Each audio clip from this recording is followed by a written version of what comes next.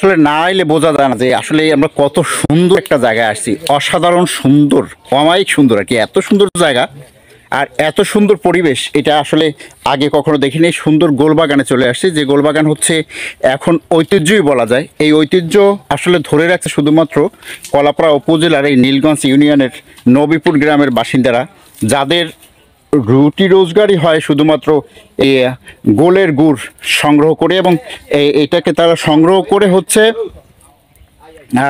গোলের গুড়ে পরিণত করে, এবং সেই গুড়গুলো হচ্ছে বাজারে বিক্রি করে, এবং বিক্রি করে গুড়গুলো দিয়ে তাদের সংসার চলে। ঠিক আছে, এই আবার আমরা কিনেও খাই, এবং মাঝে মাঝে যে কালাবাই চুরিচামারি করেও খায়, কিন্তু ধরিয়া লাইছি যে চুরি করে খাওয়া যাবে না, কারণ অন্যের জিনিস থেকে চুরি করে খাওয়া যাবে না। ও চুরি না কইয়া খাওয়া বলে না।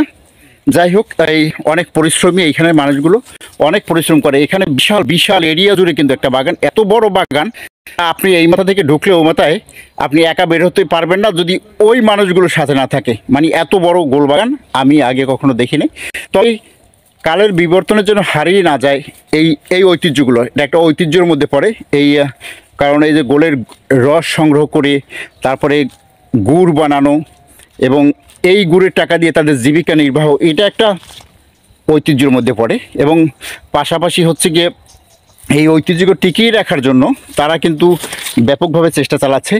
অনেক অনেক জায়গার মানুষ হচ্ছে কি এই চিনতেই পারে না। আপনার এই পাশে দেখুন, অনেক অনেক জায়গার মানুষ চিনে না যে আসলে গোল কি, গোল গাছ কি।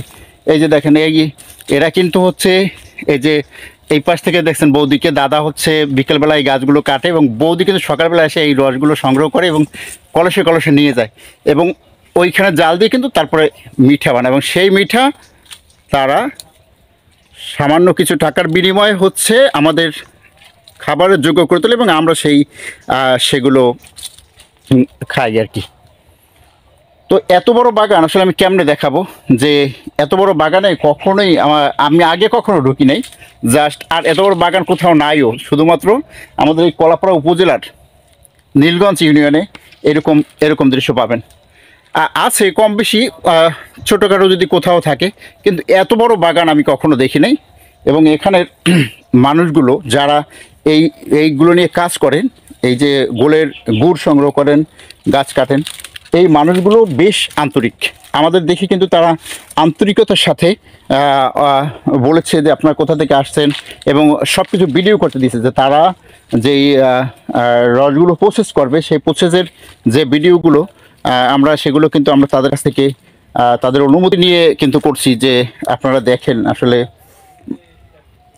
আপনারা ভিডিও করবেন, এটা কোনো ব্যাপার না।